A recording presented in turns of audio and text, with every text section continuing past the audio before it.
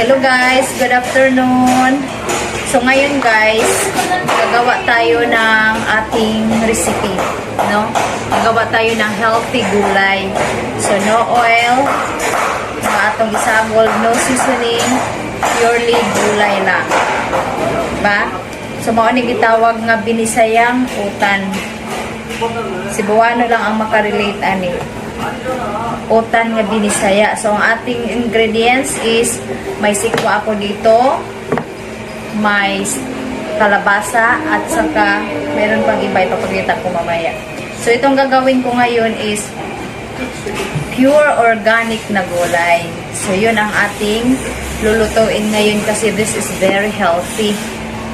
Very healthy talaga, at saka yung ating sikwa, ang ating patula is fresh from the farm.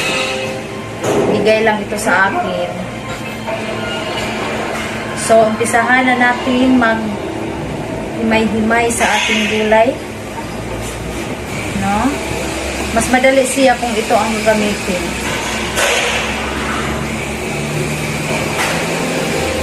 So, very healthy talaga ang lulutuin ko ngayon kasi ang lahat is puro gulay. Hindi ko siya igigisa. Even ang kahit na yung mga panakot na yung kamatis, yung sibuyas, hindi ko yan igigisa. Ang tawag dito sa Bisaya is lauoy o utan na Bisaya. Tako na day ang takong sulanan. So, dito natin ilalagay yung ating pure organic na ulam ngayon. Naulog ko mas kamera. So, pure organic. Kaong kaani? Wala ni gisa-gisa. Pure organic ini.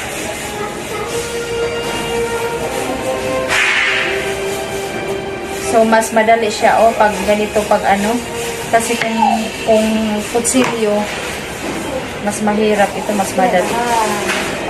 So, slice na natin ang ating patula.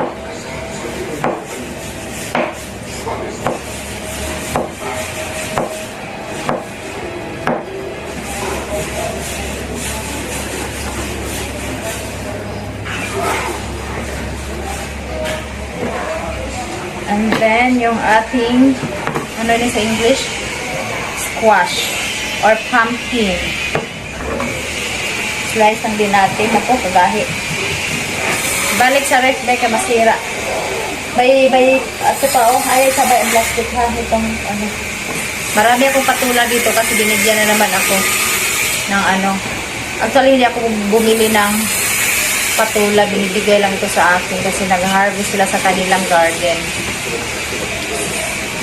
So, nakalibre ako ng patula.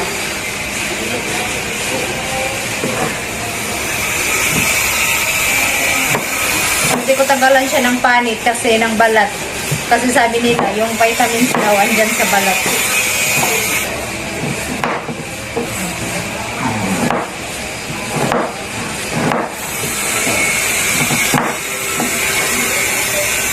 And then next is yung ating, ano tawag dito sa inyo? Ha? Sa amin, gabi. Hindi pa ito gabi. Curious ang puti. Ito, ang balat niya. Hindi puti. Ang tawag dito sa amin, karlang, sa Bisaya. Iwan ko sa Hilonggo. Iwan ko sa Hilonggo kung anong tawag nito. Basta ang tawag dito sa amin, karlang or kuryoso. Masarap ito. So, ito talaga ang pagkain na hindi nakaka-high blood. No? Kasi kung palagi tayong magkakain ng baboy, hindi maganda yan sa katawan.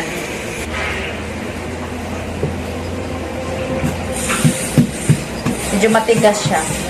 Iba siya sa, di ba may puti nito? Ang puti, medyo humok siya, pero ito, medyo matigas.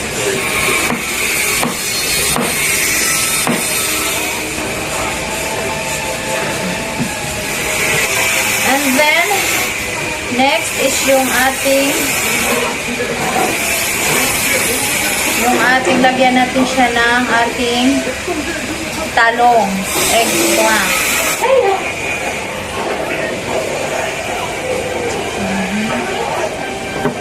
And then, lagyan natin siya ng batong or sitaw. Sitaw ba yun sa Tagalog? Oo, sitaw. Sa Masbateño is latoy. Bato. In English, string beans. So, yung gulay ko ngayon is sari-sari. And very healthy.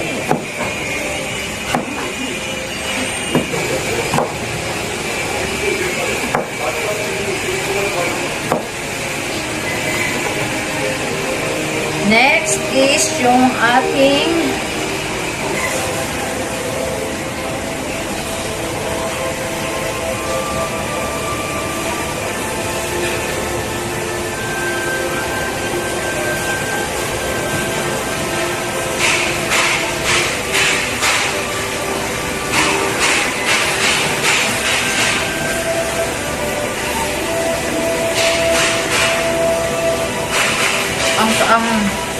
ang malunggay, guys, parang hindi na siya fresh.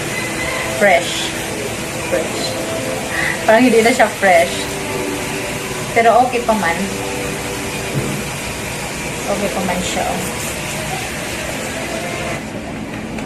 And then, yung ating alugbati. So, kumpleto ang gulay natin ngayon, guys.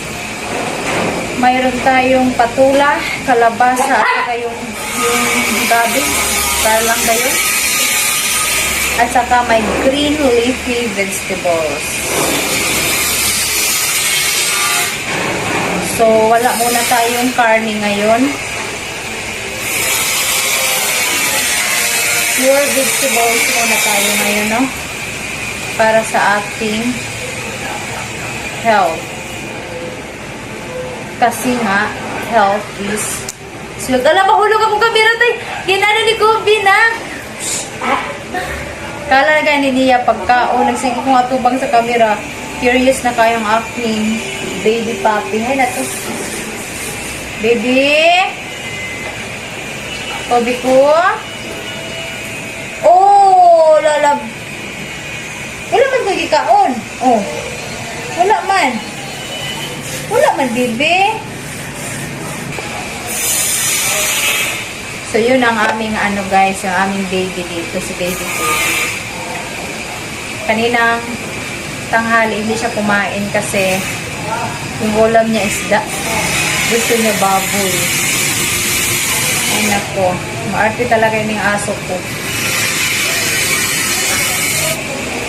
So, tapos na. Ito po ating gulay. So, ngayon, ang ating, naman, yung ating, nasaan na ba yung kutsilyo ko dito?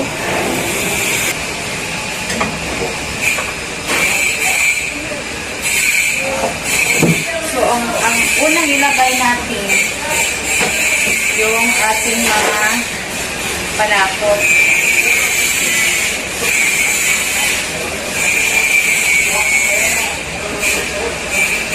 And then, isasabay na natin yung kalabasa at saka yung ating karlang.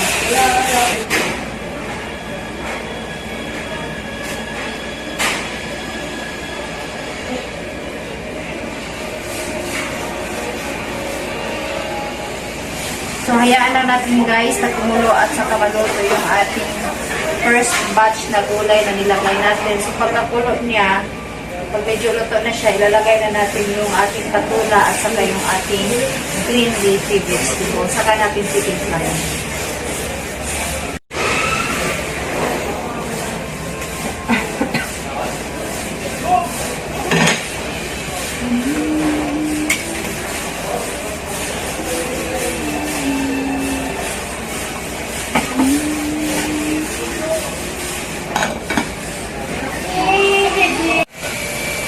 So, ngayon guys, ilalagay na natin yung ating patola.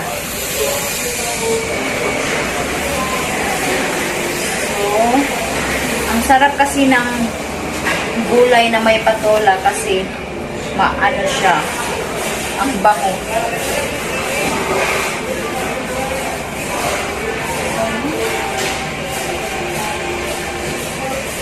Ang bango ng patola pag may ang gulay ng may patola.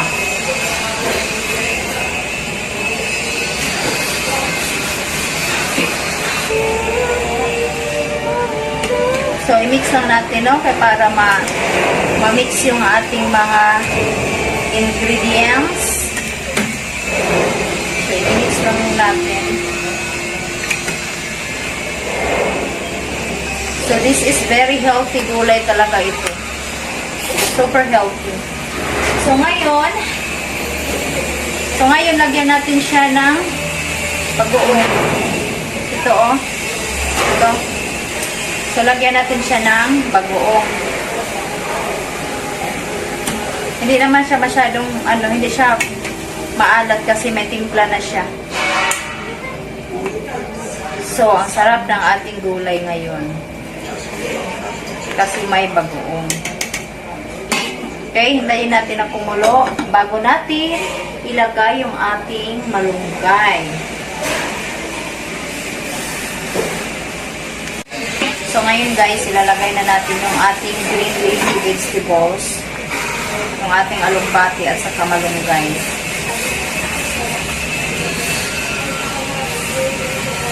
So, ang dami ng gulay ko ngayon.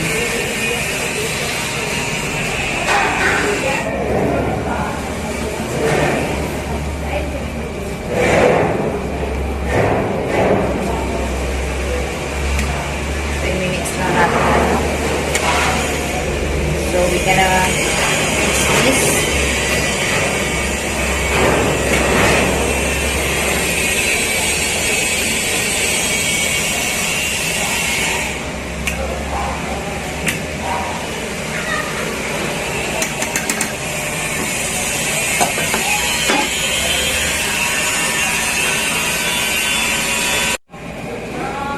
So, naluto na yung ating gulay. Yung ating lauoy, gulay na binisaya.